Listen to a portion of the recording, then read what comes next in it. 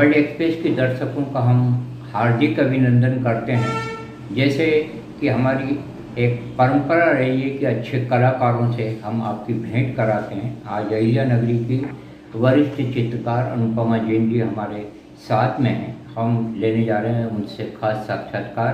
यह मुलाकात आपको काफ़ी दिलचस्प लगेगी। आपकी प्रतिक्रियाओं का स्वागत है। कला का विकास हो, ये सपना सबका रहता है। ख़ास तौर पे वर्ल्ड मीडिया का ये सपना है कि इसका विकास हो, कलाकारों का उत्थान हो। अनुपमा जी, आपका अभिनंदन है। पहला सवाल हमारा ये रहेगा कि आपके पिताजी माताजी का शुभ नाम क्या है, आपका जन्म स्थान कहाँ है? मेरे पिताजी का नाम डॉक्टर सुखदेव प्रसाद जैन है, वो सीए है, और मेरी माँ श्रीमती किरण बाला जैन, वो हाउस वाइफ है।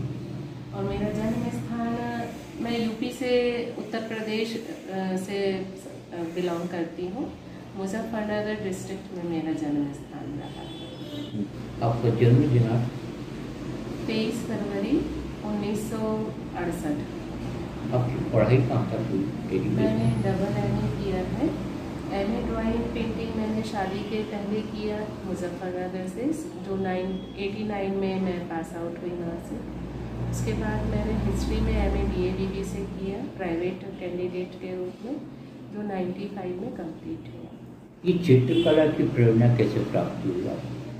क्योंकि मेरा एजुकेशन ड्राइंग एंड पेंटिंग में ही रहा। जैसे मैंने बताया 89 में मैंने MA ड्राइंग एंड पेंटिंग से किया था, तो मन में कहीं ना कहीं था कि इसी फील्ड में आगे बढ़ना है, इसी में कुछ करना है, इसी तरह से। क्योंकि मुझे लगता है इस फील्ड में वही जाता है जिसके मन में कलाकार बनने की प्रेरणा शुरू से ही होती है। तो इस तरह से मेरी प्रेरणा रही आगे बढ़ने। किस चित्रकार से अनुपमा जी आप प्रभावित हैं अभी तक और पहले? शुरुआती जो प्रभाव रहा वो मेरे गुरुओं का रहा। जैसे BA में मेरे गुरु रहे स्वर्गीय बद्री नारायण वर्मा, जो हमें पढ़ाया करते थे, उनसे काफ़ी प्रेरणा मिली। बाद में जब हम MA कर रहे थे तो MA में जो मेरे शिक्षक रहीं दीपशिखा मैडम और सीमा शर्मा मैडम, उन लोगों से हमने बहुत कुछ सीखा और उनकी तरह ही आगे बढ़ने का हमारा हमेशा मन रहा। यहाँ इंदौर में आने के बाद एक मेरा लंबा गैप रहा, क्योंकि यहाँ पर MA तो मैं कर चुकी थी। आगे यदि मुझे पढ़ना था तो मेरा मन था PhD करने का। उस समय इंदौर में PhD करने की सुविधा नहीं थी, पर यहाँ पर मेरी मुलाकात फिर गवर्नमेंट फाइन आर्ट कॉलेज में करण सिंह सर और स्वर्गीय विवेक टीकेकर सर से हुई, जो उस समय वहाँ पर थे।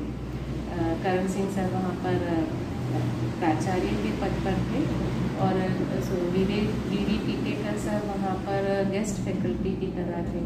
तो उन दोनों से मुझे काफ़ी प्रेरणा मिली आगे बढ़ने की। फिर उनके द्वारा उन्होंने इस फील्ड में आगे बढ़ने के लिए प्रमोट किया, तो बहुत सारे फिर आर्टिस्ट से मेरी मुलाकात हुई, जिनमें से कुछ मेरे आज भी अच्छे मित्र बने और धीरे धीरे मेरा संपर्क बढ़ा, मुझे प्रेरणा मिलती रही। एक प्रश्न आपसे यह है कि क्या चित्रकला में कोई पत्रिका भारत से या मध्य प्रदेश में प्रकाशित होती है? हम अपने दर्शकों को ये जानकारी देना चाहेंगे।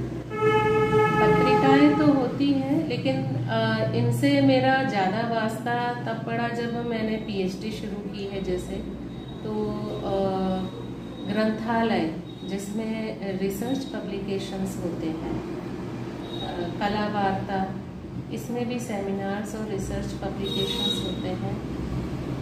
प्योरली चित्रकारों के ऊपर यदि कोई सिर्फ पेंटिंग्स या आर्टिस्ट कोई कवर करता है तो इसके बारे में मुझे इतनी जानकारी नहीं है।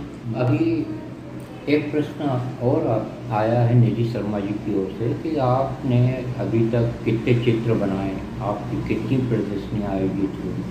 ये तो देखना पड़ेगा, क्योंकि मैं लगभग सन 2000 से मैंने इस फील्ड में वापस से कम बैक किया, एक तरह से कह सकते हैं जी। तो उसके बाद थोड़े थोड़े अंतराल पर एग्जीबिशंस लगती रहीं। ज़्यादा एग्जीबिशंस मैंने लोकल यानी इंदौर में ही ज़्यादा आयोजित हुई हैं समूह में। ग्रुप शोज़ ज़्यादा किए हैं। सिर्फ एक बार मैंने सोलो एग्जीबिशन सायाजी में लगाई थी।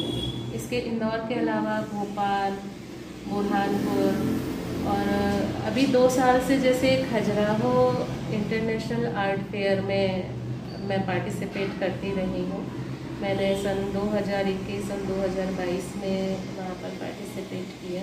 एक प्रश्न आपसे ये भी है कि इंदौर में आप कब से हैं और इंदौर कैसा लगता है आपको कला के क्षेत्र में? इंदौर में मैं अपनी शादी के बाद से यानी 89 से ही हूँ। इंदौर कला के क्षेत्र में यहाँ पर प्रैक्टिकल फील्ड यानी जो आर्टिस्ट प्रयोगात्मक कार्य करते हैं उनमें वो बहुत अच्छे आर्टिस्ट हैं। सभी आर्टिस्ट बहुत अच्छा काम करते हैं। हाँ, जैसा क्योंकि मेरा पीएचडी करने का मन रहा तो जो एकेडमिक वर्क है वो यहाँ पे काफ़ी लेट शुरू हुआ। प्रयोगात्मक तो उसमें नो डाउट बहुत अच्छा रहा सभी का। आप किस शैली को पसंद करती हैं चित्रकला में? मैं ज्योमेट्रिकल फॉर्म्स का अरेंजमेंट यानी उन्हीं को आदर्श मान के ज़्यादा मैंने पेंटिंग्स बनाई हैं। बीच में थोड़ा लोक कलाओं से मेरे प्रभावित रहा वर्क, और अभी मैं एब्स्ट्रैक्ट में वाटर कलर में काम करना ज़्यादा पसंद करती हूँ। जी, आप अच्छी जानकारी दे रही हैं। साक्षात्कार जारी है। कुछ सवाल हमारे और हैं। भारत और मध्य प्रदेश में चित्रकला और अधिक विकसित हो सके, उसका डेवलपमेंट हो, इसके लिए आपके क्या सुझाव होंगे? पहली बात तो शिक्षा से ही जुड़ी रहती है। यदि हम अपने सब्जेक्ट को ज़्यादा मतलब स्टूडेंट्स को पढ़ाते हैं तो उससे सोसाइटी में अवेयरनेस बढ़ती है सब्जेक्ट के प्रति, और हमारे पास अच्छी क्वालिटी के अच्छे गुणवत्ता वाले स्टूडेंट्स आते हैं जो आगे जाकर के कला के क्षेत्र में अच्छे कला साधक भी साबित होते हैं। तो वो लोग काम अच्छा करते हैं क्योंकि जैसे मैंने बताया यहाँ पर प्रैक्टिकल वर्क शुरू से बहुत अच्छा रहा, और अब थीसिस रिसर्च वर्क यहाँ होने लगे हैं, उनमें भी डे बाय डे क्वालिटी बढ़ने लगी है, इम्प्रूव हो रही है।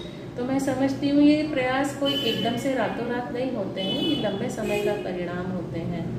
तो हो रहे हैं। आने वाले समय में यहाँ पर और भी क्रिएटिव फील्ड्स जुड़ी हैं, जैसे बीडेस, बी डिज़ाइन, ये जो कोर्सेज हैं ये आर्टिस्ट को कमर्शियल वर्ल्ड से भी जोड़ते हैं। तो कहीं ना कहीं विकास हो ही रहा है, अच्छा हो रहा है। कुछ विदेश यात्राएं भी की आपने? नहीं। और हम आपसे जानना चाहेंगे कि और कुछ चित्रकारों के नाम बताइए जो अच्छा वर्क कर रहे हो इंडिया में, मध्य प्रदेश में, इंदौर। मध्य प्रदेश में और खास करके इंदौर से तो बहुत सारे आर्टिस्ट अच्छा काम कर रहे हैं, जैसे शुभा वैद्य, वंदिता श्रीवास्तव, प्रीता गडकरी, नवीना गंजू मैडम, करण सिंह सर और गोविंद विश्वास, लकी जायसवाल हैं, और जो अभी इंदौर में नहीं है बाहर है उनमें भी यहाँ के बहुत सारे आर्टिस्ट के नाम हैं। जैसे हमारे साथ जिन्होंने शासकीय ललित कला संस्थान में पढ़ाया उनमें सूरज रजक है, आशीष पाटीदार है, यहाँ से निकले हुए विशाल जोशी, स्वर्गीय विशाल जोशी जिनकी कोरोना में डेथ हुई, बहुत अच्छे आर्टिस्ट थे। उनकी पत्नी तृप्ति जोशी वो भी यहीं से हैं, इंदौर से। प्रदना दुर्फे हैं, स्वाति हैं, मतलब अनलिमिटेड के तो इतने आर्टिस्ट हैं। अगर मैं महिला आर्टिस्टों के नाम लूँगी तो 150-200 आर्टिस्ट हैं जो इस समय अभी समसामयिक रूप से काम कर रही हैं, जो फोक आर्ट में भी काम करती हैं और जो मॉडर्न कंटेम्प्रेरी आर्ट में भी काम करती हैं, और उन्होंने एक आर्ट क्यूरेटर की तरह भी काम करती हैं। जैसे विमी मनोज हैं, शुभा वैद्य, प्रीता गडकरी, सपना राठौर, ये सभी काम कर रही हैं। रचना धर्मिता से जुड़ी हुई अनुपमा जैन जी सकारात्मक मूल्यों को अधिक महत्व देती हैं। एक आपसे और सवाल है, केंद्र तथा राज्य सरकारें क्या चित्रकारों को, कलाकारों को अपना अपेक्षित संरक्षण देने में सफल हुई? पर इसके बारे में मुझे कोई जानकारी नहीं है। जी, नए चित्रकारों को क्या संदेश देना चाहेंगे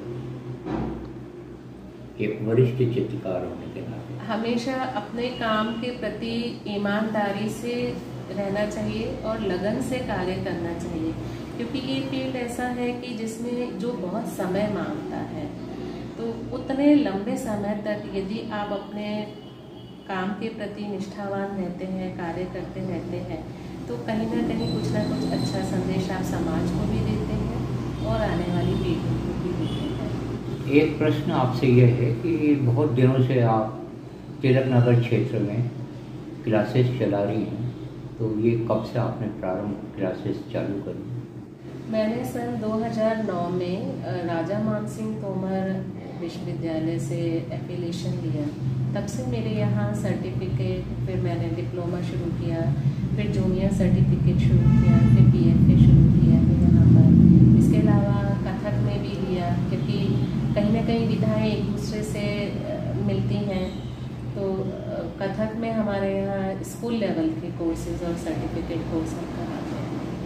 अनुपमा जैन जी से साक्षात्कार जो हम ले रहे हैं उस पर आपकी प्रतिक्रियाओं का स्वागत है। आपकी प्रतिक्रियाएं कला क्षेत्र को विकसित करने में अपना अमूल्य योगदान देंगी।